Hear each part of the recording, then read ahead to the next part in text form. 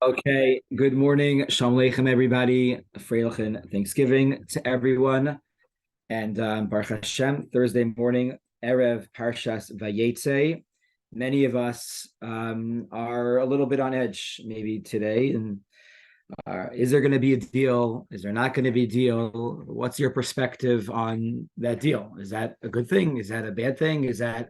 Are we giving in? Are we caving in? Is this international pressure? Is this America bullying us? Is this not? It's a lot to unpack and to think about.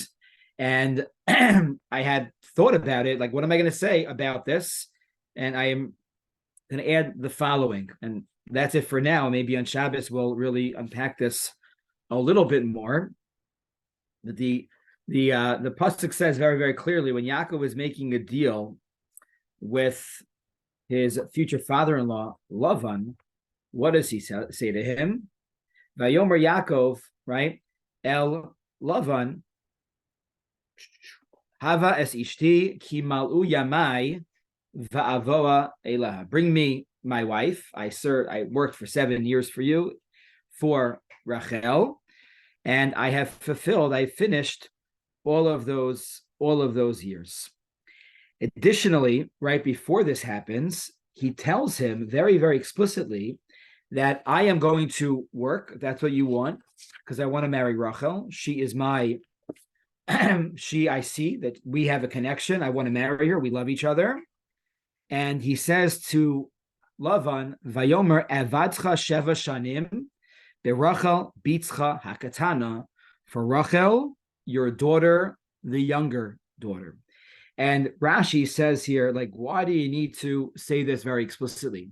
This actually is a term that is used in modern Hebrew, where if you want to say to somebody, you need to say it exactly the way you want it, right? And express every single detail. The way you say it is, Kerachel bitzcha hakatana. Don't leave any detail out. You have to say everything very, very explicitly. And Rav Gamliel Rabinovich here just points out something very obvious, but maybe something that is going on behind the scenes. Shehutzrach Yaakov lomar lelavan kol davar bebeira muklat. Yaakov had to express to Lavan everything very, very clearly, because he knew he wasn't dealing with a straight person. He was dealing with Lavan Haramai, somebody that was looking to deceive and to trick at every step along the way, to cut corners and to obfuscate and to change and to put into context everything. Therefore, Yaakov needed to make this deal with Lavan Harasha, Kirachel Bitzcha Hakatana. And even when that happened, even when every single detail, not just Rachel, could have been Rachel Bashuk. Bitzcha, he has 2 daughters. Hakatana, the younger one. Rachel was younger than Leah. And even when that all happened, nonetheless, Lavan still pulled the fast one over his family, right? This is family. Over Yaakov, and slipped Leah in over Rachel. Also, just to appreciate this, Lavan is using his daughters as pawns. He's using his only family members as pawns to one up Yaakov. Just a thought. You can take with it what you'd like, and develop that even further. Vatahar o vatele bain. You gotta appreciate, Rachel and Yaakov find each other, by the way. Who found each other first? I don't know. They found each other, and they're going to get married. And then Lavan, as we just said, pulls a fast one and slips Leah in. And very, very quickly after they're both married, Leah is like popping out children one after the other. And in very, very significant contrast, Rachel is very much not having children. And we've expressed this, right? The imahos were akaros. The only one that was not an akara, couldn't have, right, had children very, very easily, was Leah. And the contrast runs deep. They were living in Kimat, the same home. Was it the same exact tent? Different tents, probably different tents, but they were living. They were family. They were co-wives. And this just is so difficult. And Leah has one child, and a second child, and a third child, and a fourth child. And here the Torah says, "Vatahar over Teleben." She became, pregnant again, and she had a child. Now, I thank Hashem. Al King Karashamo Yehuda. And therefore, I'm going to call him Yehuda. The Jewish people are called Yehudim. We're called Yehudim after Yehuda. Yehuda is, the name means thank you Hashem. V'ta'amod miledes, and then she stopped having children. We'll see, it's only temporary, but she stops having children at this moment in time, and then things move on to the Shvachos, and then eventually to Leah again, and to Rachel. Now, the Gemara here points out that Leah is the first person from the time God created the earth until this moment. Nobody thanked God until this moment, right? Today is a day called Thanksgiving in America. Nobody thanked God until this moment when Leah thanked Hashem for having Yehuda. And that's a very strange thing, because is that really accurate? I don't really see that, because, I don't know, Adam Arishon brought a korban. I thought part of a korban is thanking Hashem, recognizing Hashem. Avram didn't thank God. Yitzchak, Rivka, Sarah didn't thank God. Noach, for sure they thanked God. So what does it mean here that she was the first person? So the Ksav Sofer says something very, very beautiful. He says that all of those people in the previous, in history, they thanked God for the miraculous, for seeing God in whoa, something amazing happened, and I'm going to thank Hashem for that unbelievable miracle. Not when it comes to Leah. Leah thanks God for something that is very much within the natural world. If you've ever been zocher to be in the room when somebody had a baby, it is an unbelievable miracle. For somebody that doesn't recognize that, it's chaval. It's an unbelievable miracle, but it very much works within the mask of nature. And Leah was able to recognize, even after her fourth child, that this is a miracle. This is a miracle. There's nothing short of a miracle. I need to think Hashem. Within nature, things happen all the time. And you think about, the chayalim. There are stories that we hear that are unbelievable stories. And then they're just like the everyday, the near misses, each and every day that we have in our lives and we hear. And they're not unbelievable stories. They don't make the news. But there's an expression here that we need to think, not only, for the big things, or maybe the big things are wonderful and easy to be thankful for, but it's much harder to be thankful for the small things that we have in life, the small misses, the small good things that we have in our lives. And that really builds up a person. It makes a person very, very great.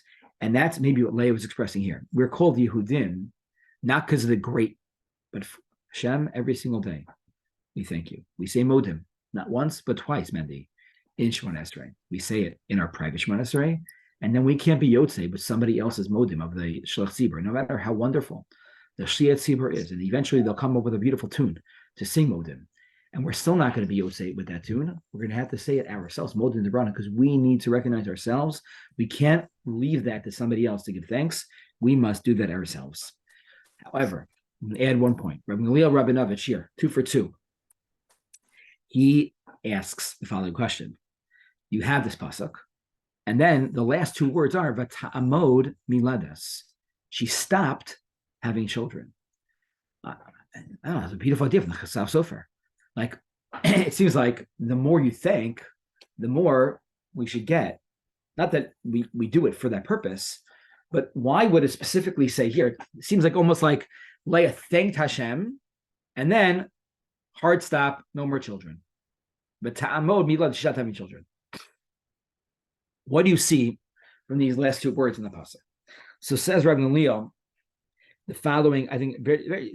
It's a thought. It's not like it's a thought that when it comes to davening to Hashem, we need to explicate what we want from Hashem. And when we daven, we always need to have 2 things in mind. Hoda al ha'avar, thanking God for the past. Ubakasha al ha'asid, and asking for the future. Here, there was nothing wrong with what Leah did, but she was only focused on the past. She was thanking God for what just happened. Right now, it's in the past. It happened a minute ago, happened an hour ago. She's thanking, but there's no future bakasha. Therefore, you're not asking for more, so Hashem's not going to give you more. That's the way tefillah works. When it comes to tefillah, we need to ask Hashem. That's the way God set up the world with those principles. That part and parcel with our relationship is we need to ask, and then Hashem could say no, Hashem could say yes, but we need to ask in order to for Hashem to fulfill that request. Rabbi. Yeah. So Leah, if you do the evaluation of her name, right, it comes out to be what, 36. 36. It's the only name of all the Emos that's 2 times Chai. 2 times Chai. I mean, you're saying that she's any Chai is life. I mean, she was able to generate life. Oh, very easily. Nice. Okay, she had multiple of Chai in her name. Oh, very nice. Okay, good. And no one else was able to, and the other ones are not, and they had difficulty. She was able to do this. And it also could say what you just said now. She stopped, and then she was able to have children again. So there were 2 phases to her generation of life. Yeah. Rabbi, I have a question. You said about the rabbis have said that you should have a Hoda'a al ha'avar, but a bakasha la'atid. Yeah. And so the question is, well, where does that fit in with, you should be sameach, person should be sameach b'chelko. If you're asking for other things, does that mean you're not content with what you already have? So that's a question in general on tefillah, because the biggest bulk of our davening is bakasha, right? We have 3, right? We have 19 brachos Shemona Esrei. The first 3 are shevach. The last 3 are hoda'ah. That's 6. That leaves 13 brachos, 12 originally, and 1 was added later, of bakasha, of requests. Samech. You have to look at what the bakashos are in our Shemona Esrei. The bakashos in our Shemona Esrei are, and the way that Rav Hirsch paints this picture is that those 13 things are 13 things that we need to challenge ourselves. That those are like priorities and values in our lives. Like chachma, for example. Who doesn't want more chachma? I don't know if that's like samech b'chalka, like you're allowed to want more chachma. Somebody's ill, God forbid. Like, yeah, that's part of our job is to not like stay back. So samech b'chalka is not a passive thing either. It's even when I daven, even when I know that the reality isn't maybe the way that I want it to be, there's a certain acceptance, not in a passive way, not like I'm a doormat way, but in a way like I'm a kabel, that like this is my life and Hashem has given me everything that I need. Maybe it's harder for some to accept that more than others, but nonetheless, it doesn't preclude us from davening for more, including Barech Aleinu as the Shana Azos. Your bracha you mentioned earlier is a bracha parnasa, right? That's not a question. Hashem, we want better crops. We want more rain in Eretz Yisrael, right? We want rain. Rain is literal and figurative. So v'chulei v'chulei. We want Mashiach to come. That's Tzemach David. So those are things that we really really want, and it's only responsible to daven for them. Thank you. Okay. I'm going to go backwards now. My students asked me the following question. Started they initiated. They wanted to learn. They learned about the concept of Shai Mikra, which is a very, very important concept. People ask me, if someone asks me, I only have 15 minutes to learn every single day, I would really try to convince them to learn Shai Mikra. Shai Mikra is a halacha on the books. It's in the Shulchan Aruch. It's in the Gemara. We learn the parsha in English or in Hebrew, and you learn a translation. It used to be close. It can be Rashi, or for some, it could be like just reading the English translation, and you read over the parsha twice. in Hebrew. I read over the parsha once when I'm learning Rashi, and then I learn it a second time. I read it over while the Baal Koreh is laning. And it's a very, very important mitzvah. I think it just keeps us so updated. You have always something to say on the parsha, and it connects you in so many different ways to a lot of very important concepts that we're reminded of every year. And when you learn it more, and as we have age experience and life experience, we can understand the Torah in a much, much deeper way. So they encouraged me. They said, "Oh, we just learned about this idea. We want to have let's kick us off every single week, and we'll learn like the first 5 or 6 psukim together." So we're learning the 5 or 6 psukim together. With Vayetze Yaakov, Yaakov leaves Beersheba, where his family's home, and he goes to Haran. Haran today is actually in modern Turkey. That's where Haran is. Apparently, there's a city in Turkey today called Haran, which I don't know if it's exactly the same city, but it's likely named after that city. And he was running away from Esav, because Esav kam l'hargecha. Esav's going to kill you, so you need to run away from your brother Esav. So how is it that Esav didn't find Yaakov? It seems to be so shocking that he couldn't find him. We are right now learning on Monday mornings, Sefer Shmuel Aleph, and Shaul is always looking for David, and it seems to be that he's always finding him. And it's maybe a little bit surprising. Like we said, he didn't have drone footage, or he didn't have maps or any satellite imagery from the moon, but he was able to find him. And when you spread the word enough, you're able to work it out. How could it be that Esav's a pretty powerful guy, he couldn't find him after 14 years? Yaakov was in one place according to the Medrash. He was in Shiva Shem Ve'ever. He didn't think to look there. It's very muzar, very, very strange. So you could say very practically, maybe Esav was you're just an angry guy, and maybe once Yaakov left and he looked for him for a little bit, he just gave up. Could be that he just gave up. That I see. He got into it, and then he got the last few psukim of Parshas Toldos, he got married. So maybe he got married, and he just whatever, he started a family life, and it just wasn't okay. He calmed down a little bit. But there's a fascinating thought, al pi Kabbalah, that I want to share with you. That the whole sefer, whole parsha of Vayetze is called stuma. What does it mean? It's stuma. Is that usually there are breaks in a parsha. In the Torah itself, either a break of a part of a line or a whole line. They're called parshas stumos or parshas psuchos. And those were meant to be there because when Moshe Rabbeinu was writing in the Torah, Moshe was supposed to stop and think about what happened and then continue on. So to us, when we learn the Torah, stop and think about what we just learned in the Torah. When it comes to Vayetze, there's no stoppages. Right? Vayetze is one long paragraph. It's one long, you can't notice it in the Torah. That's why it's called stuma. It's almost not discernible. It's one long run-on sentence, you could say, right? English teachers would not like Parshas Vayetze. Now, why is Parshas Vayetze susam? It's hidden from the eye. And the 2 answers. One is from the Sfas Emes, and both are very relevant, I think, today. The Sfas Emes says is that what does this entire parsha represent? It's one long story of Yaakov's sojourn into exile. Yaakov's life in Galus.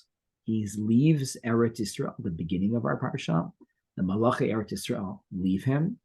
And at the end of the parsha, the Malachei Eretz Yisrael come to greet him. And he is in exile. When you are in exile, it's hard to stop in the middle and say, why did that just happen? Why did that happen? I need to think about this. When we are in exile, to stop in the middle, we don't know. It's part of a longer narrative. It's part of a longer story that we are only picking up mamish in the middle. We're in the middle. So we can't stop in the middle. Yaakov couldn't stop and say, hey, why did I met the guys at the Be'er and this. Can't stop. So too, Sfas Emes says, the Jewish people in their journey to stop in the middle of this 2,000-year-long goal and say, I can't understand why this happened. You're right, you can't understand. Our whole journey right now is sussum. It's one long paragraph. It's hard to stop in the middle and try to understand and make sense of what is happening right now. We very much relate to Yaakov Avinu in our life. And I was thinking about this idea when I was in Eretz Israel, and it came up a few times, but a few different survivors from Sderot, and one parent who's Yaakov Leitzman, who's the mayor of Kiryat Arba. His son is captive, and he said the same exact thing. He said that we are one chapter in the book of Am Yisrael, and we're just suffering has happened so much, and we are one small chapter in the book of Am Yisrael, and that had given them nechama that they're part of that book.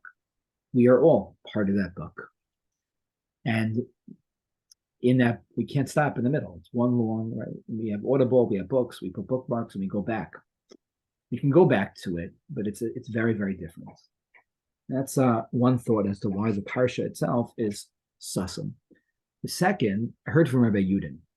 I thought it was an unbelievable idea. This is a Kabbalistic idea. He says the whole parsha itself is hidden. God created the world, right? He stakel baraisa ubar oma. God looked into the Torah and created the world. The Torah is the blueprint of the entire world. So if you think about that, so when God looked into Vayetze, he created the world. In Vayetze is hidden.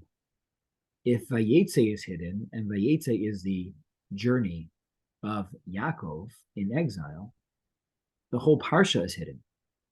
So why couldn't Esav find Yaakov? Because that's the way that God set up the world to begin with. But the whole parsha is hidden, Yaakov is hidden, and therefore Esav couldn't find him metaphysically. He couldn't find him. It just wasn't, that's not the way the world set itself out to be.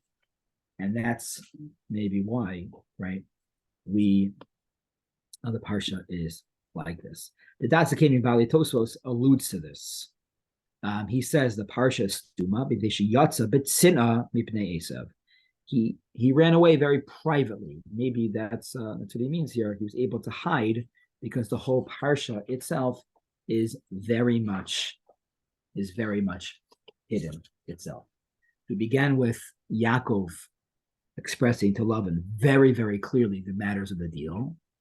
And why? Because he's dealing with somebody that, doesn't know honesty, doesn't know truth.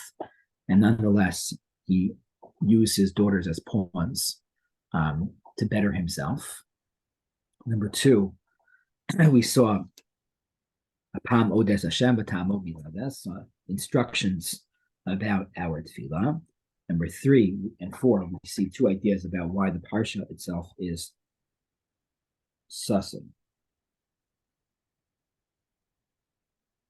Towards the end of the parsha, Yaakov decides Yosef is born, and right after Yosef is born, Yaakov pulls his wives aside and says, "We got to get out of here. It's time to leave." And there's a whole back and forth as to how long this takes, how it works. And Vayishma, the pasuk says, Vayishma is divrei b'nei Lavan. Lemor lakach Yaakov es kol asher lavinu. The children of Lavan, presumably he had other kids, and they start spreading rumors about Yaakov. Yaakov took everything that our father has.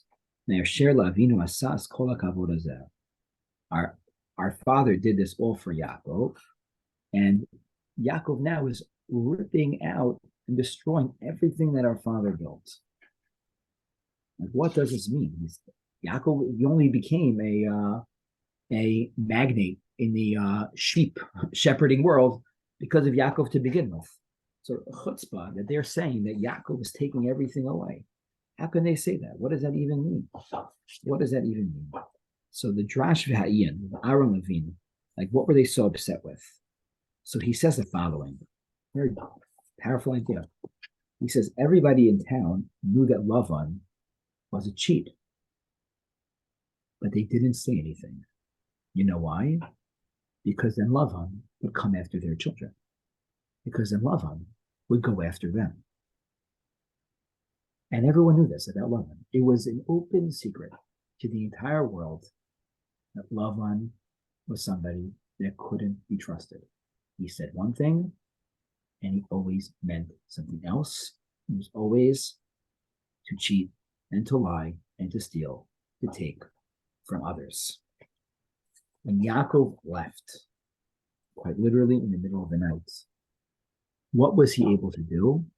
He was able to pull the veil over the treachery of Lavan and to expose Lavan for who he really was. So the sons, why were they so angry? Because they were exposing Yaakov. They're exposing Lavan to the entire world. Lavan's name even expresses this idea. What does Lavan mean? White. Meluban. When you want to be innocent, you are white. When you want to show that you want to give up, you wave the white flag. Lavan was somebody that to the world presented himself as white. I am clean. I do nothing wrong. Don't look at me. Look at them. They're the liars. They're the cheaters. Not me. I'm clean. Even my name, Lavan. So when Yaakov was able to leave in the middle of the night with his family, Lavan's family, clearly something was wrong, and it could have been Yaakov. And Yaakov was able to expose Lavan for who he really was, and that's really what was going on here, and why the children of Lavan were so angry at him. Because when you were able to expose him, then it makes him weaker. If one person's able to out them and not be afraid of what's going to be said, what the ramifications, the repercussions are going to be, then it makes the enemy that much weaker. And that is what is going on here. One last thought for this morning. We're going to go back to the beginning. Another thought from Rav Gamliel Rabinovich. It is building off of what we said last week. Last week, we mentioned Rivka couldn't have children. She was pregnant at this point. She couldn't have children. She was pregnant. And she says, In Kin Lamaze Anochi. So fascinating. What does Yaakov at the beginning of the parsha is on the Har HaMoriah. And Hashem says to him, V'hine Anochi imach ushmarticha b'chol asher telech. Hashem says to him, I am with you, Anochi imach. I am with you, and I'm going to protect you everywhere you go. And I'm going to return you to Eretz Yisrael. You're going to come back to Eretz Yisrael one day. Don't worry about it. I will not leave you without fulfilling all the promises that I'm going to promise you. And he says here something so beautiful. Anochi imach. Hashem is not promising I'm going to be with you. It's a conditional promise. Anochi imach. If you're able to keep the Anochi with you, if you're able to keep your emunah with you and work on and cultivate your emunah, your belief in Yad Hashem, your relationship with me, and you keep that at the forefront, even when you enter the house of Lavan, the house of trickery, when you enter the house where it's bereft of Torah and mitzvahs, and you're able to keep the relationship with Hashem, the Anochi within there, then Ushmarticha b'chol asher tilech. Then it's fulfilled. Then we have a deal. Then we have a relationship. Right? You see that with the others, Anochi imach. Continue. And there, all the it's highlighted by Avram, really all of the Avos HaKadoshim had this midah of emunah that was very much part and parcel of who they were and what they represented. It's something that we need to continue ourselves to work on and strengthen our emunah, our relation with the Kadosh Baruch Hu, our belief in seeing Yad Hashem everywhere that we are. Wish everybody a wonderful Shabbos and a wonderful Thanksgiving for all those that celebrate. Have a great day. Thank you.